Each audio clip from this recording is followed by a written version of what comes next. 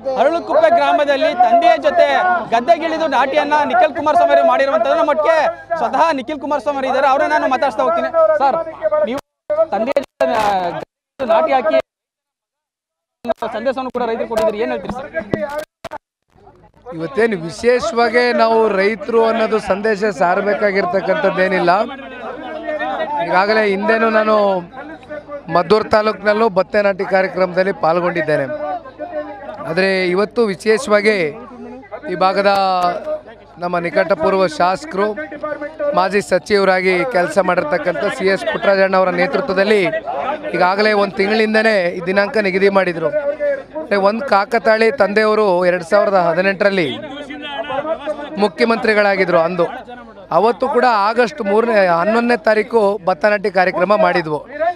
ಹಾಗಾಗಿ ಒಂದು ರೀತಿ ಇದು ಕಾಕತಾಳಿ.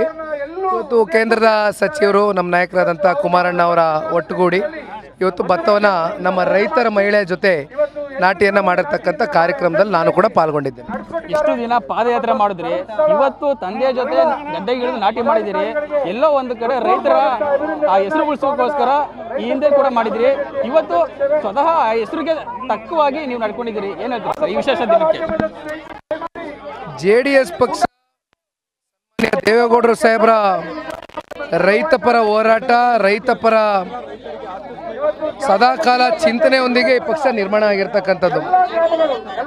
ಹಾಗಾಗಿ ಒಂದು ಕಡೆ ದೇವೇಗೌಡರು ಸಾಹೇಬರ ರೈತರಿಗೆ ಕೊಟ್ಟಿರ್ತಕ್ಕಂಥ ಕೊಡುಗೆಗಳು, ಸನ್ಮಾನ್ಯ ಕುಮಾರಣ್ಣವರು ಈ ರಾಜ್ಯದ ಮುಖ್ಯಮಂತ್ರಿಗಳಾದಂಥ ಸಂದರ್ಭದಲ್ಲಿ ರೈತರ ಸಾಲ ಮನ್ನಾ ಮಾಡಿರ್ತಕ್ಕಂಥದ್ದು ಉದಾಹರಣೆಗಳಿದ್ರೂ ಕೂಡ ಇವತ್ತಿನವರೆಗೂ ರೈತರು ಅತಿ ಹೆಚ್ಚು ಆತ್ಮಹತ್ಯೆ ಮಾಡ್ಕೊಳ್ತಾ ಇರ್ತಕ್ಕಂಥ ಪ್ರಕರಣಗಳೇನು ಕಮ್ಮಿ ಆಗಿಲ್ಲ.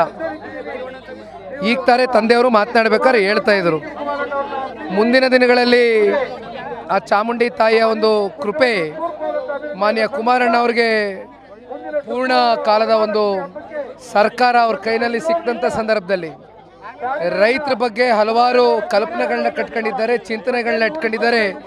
ಇವೆಲ್ಲವನ್ನು ಕೂಡ ಶಾಶ್ವತವಾಗಿ ಅವರ ಬದುಕನ್ನು ಕಟ್ಕೊಡ್ತಕ್ಕಂಥ ಕಾರ್ಯಕ್ರಮಗಳು ರೂಪಿಸಬೇಕು ಅಂತಕ್ಕಂಥದ್ದು ತಂದೆಯವರ ಆಲೋಚನೆಗಳೇನಾಗಿದೆ.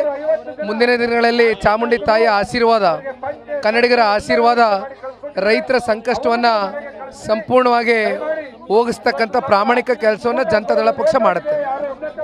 ಏನ್ ನಿಮ್ಮ ತಂದೆಯವರು ಇದೀಗ ಕೇಂದ್ರ ಸಚಿವರು ಇಡೀ ದೇಶವನ್ನು ಸುತ್ತುವಂತ ಸಮಯ, ಆದ್ರೆ ಮಂಡ್ಯ ಜಿಲ್ಲೆಯನ್ನು ಯಾವುದು ಕೂಡ ಅವ್ರು ಮರೆಯೋದಿಲ್ಲ ಅಂತಾನೆ ಹೇಳ್ತಾ ಇರ್ತಾರೆ. ಇವತ್ತು ನಾಟಿ ಕೂಡ ಹಾಕಿದ್ದಾರೆ. ಅವ್ರ ಜೊತೆ ಇರೋ ಈ ದಿನ ನೀವು ಇದ್ದೀರಿ, ಈ ವಿಶೇಷವಾಗಿ ಏನ್ ಹೇಳ್ತೀರಿ?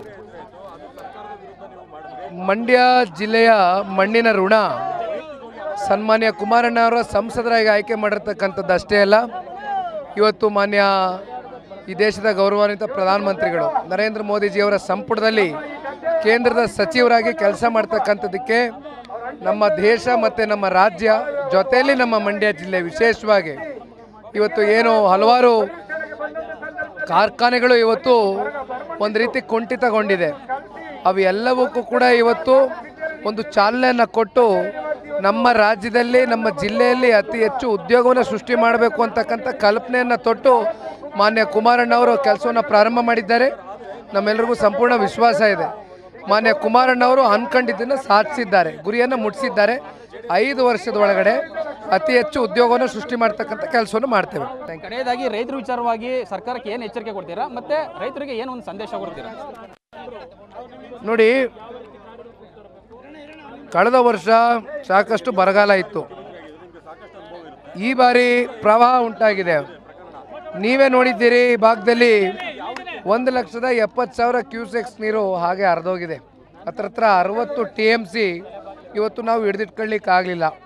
ರೈತರ ಹೊಲ ಗದ್ದೆಗಳಿಗೆ ಇವತ್ತು ನೀರಾವರಿ ಕೊಡಲಿಕ್ಕಾಗಲಿಲ್ಲ. ಇವತ್ತು ಇಂಥ ಪರಿಸ್ಥಿತಿಯಲ್ಲಿ ಇದೇ ಈ ರಾಜ್ಯದ ಉಪಮುಖ್ಯಮಂತ್ರಿಗಳು ಮೇಕೆದಾಟು ನಿರ್ಮಾಣ ಮಾಡ್ತೀನಿ ಅಂದರು.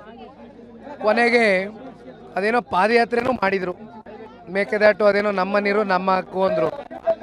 ಕೊನೆಗೆ ಈಗ ಕುಮಾರಣ್ಣ ತಿರ್ಸಿದ್ರು, ಕುಮಾರಣ್ಣ ಮಾತು ಕೊಟ್ಟರೆ ಮೇಕೆದಾಟು ನಿರ್ಮಾಣ ಮಾಡ್ತಾರೆ ಅಂತ. ನಾವು ಕಟ್ತೇವೆ ಮೇಕೆದಾಟು. ಒಂದು ಇವತ್ತೇನು ಅಕ್ಕಪಕ್ಕ ರಾಜ್ಯಗಳು, ಒಂದು ಕಡೆ ತಮಿಳುನಾಡು ರಾಜ್ಯ, ಒಂದು ಕಡೆ ಕರ್ನಾಟಕ ರಾಜ್ಯದಲ್ಲಿ ಇರ್ತಕ್ಕಂಥ ಏನು ಸಮಸ್ಯೆಗಳಿದೆ, ಈ ಸಂಘರ್ಷಗಳಿದೆ, ಇವನ್ನೆಲ್ಲ ಬಗೆಹರಿಸ್ತಕ್ಕಂಥ ಕೆಲಸ ಮಾಡ್ತಕ್ಕಂಥ ಶಕ್ತಿ ಇವತ್ತು INDA ಮೈತ್ರಿಕೂಟದ ಪಕ್ಷದ ಭಾಗವಾಗಿರ್ತಕ್ಕಂಥ ಒಂದು ಕಡೆ ಕಾಂಗ್ರೆಸ್ಸು, ಒಂದು ಕಡೆ ಮಿತ್ರ ಪಕ್ಷ DMK ರಾಜ್ಯದ ಮುಖ್ಯಮಂತ್ರಿಗಳು ಸ್ಟ್ಯಾಲನ್ ಅವ್ರಿಗೆ ಒಂದು ಮಾತಾಡಿ ಕೂತು ಬಗೆಹರಿಸ್ತಕ್ಕಂಥ ಕೆಲಸ ಮಾಡಲಿ. 5 ನಿಮಿಷದಲ್ಲಿ ಈ ನಮ್ಮ ದೇಶದ ಗೌರವಾನ್ವಿತ ಪ್ರಧಾನಮಂತ್ರಿಗಳ ಮನವನ್ನು ಒಪ್ಪಿಸಿ ಮೇಕೆದಾಟನ್ನು ನಿರ್ಮಾಣ ಮಾಡ್ತಕ್ಕಂಥ ಕೆಲಸ ಪ್ರಾಮಾಣಿಕವಾಗಿ ಮಾಡ್ತೇವೆ. ಇದಿಷ್ಟು ಏನು ನಿಖಿಲ್ ಕುಮಾರಸ್ವಾಮಿ ಅವರ ಮಾತಾಗಿರುವಂತಹ ಪ್ರಶಾಂತ್ ಕಿಶೋರ್ ಮಂಡ್ಯ.